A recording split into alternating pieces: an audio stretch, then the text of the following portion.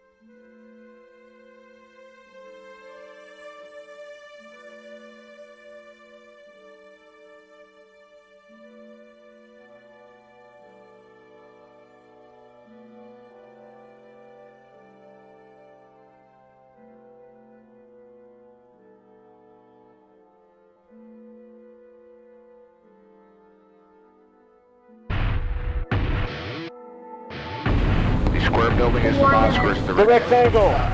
The rectangle. Building is the boss. Roger that. Sort of wonder when something like that happens. Who stands to benefit? Okay, in front of the boss, there's 3 vehicles oriented east-west. You see those? Yes. I don't assume that I know the truth about what went on that day. And I just looked around and looking for who had the motive, who had the opportunity, who had the equipment, who had the will. My fellow citizens.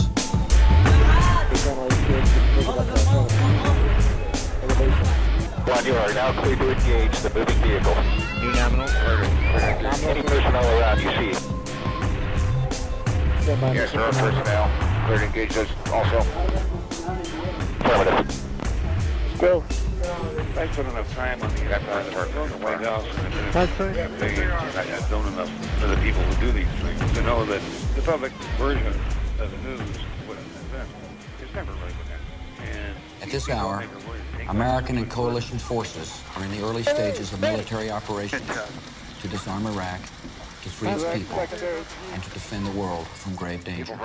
On my orders, coalition forces have begun striking selected targets of military importance to undermine Saddam Hussein's ability to wage war. Ready. There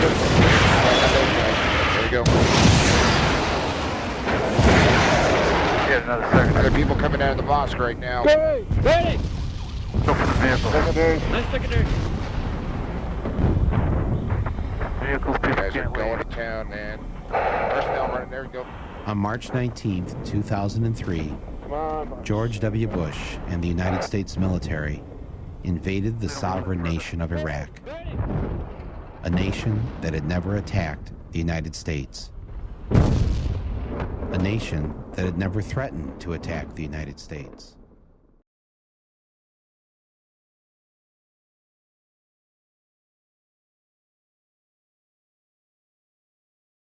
Operation Gladio.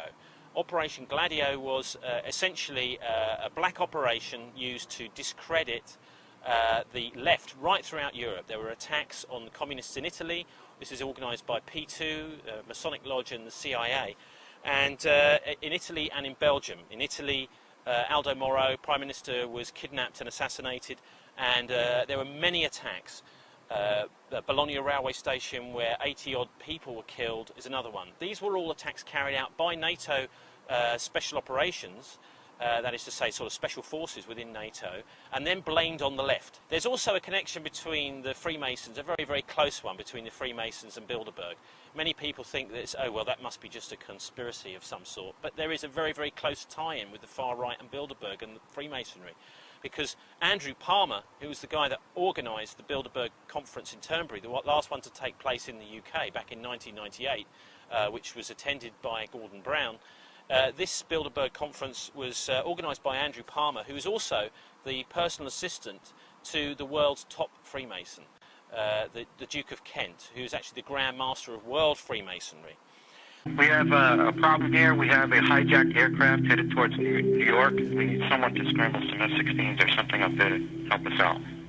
Is this real world or exercise? Is this real world or exercise? 2002 was the first we heard at the Bilderberg conference that there was a real serious push for an attack on Iraq. So it would really surprise me if there wasn't some stuff going on this year, although we always have to guess what they're going to be talking about, to do with rolling off the neoconservative Project for the New American Century plan, really for world domination by a dying economic American power, and the last, I would hope to see, the death throes of the American economic power.